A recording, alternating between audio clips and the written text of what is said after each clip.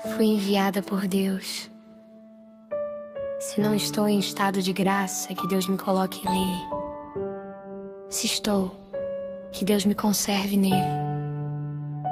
É necessário agir e confiar em Deus. Os homens guerreiam, mas é Deus quem dá a vitória. Eu vim de Deus, não há nada mais para eu fazer aqui.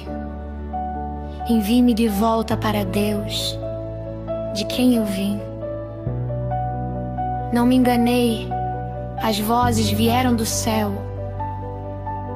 Eu não tenho medo, eu nasci para fazer isso.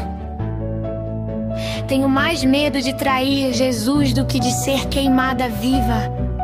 Melhor morrer do que fazer algo contra a vontade de Deus.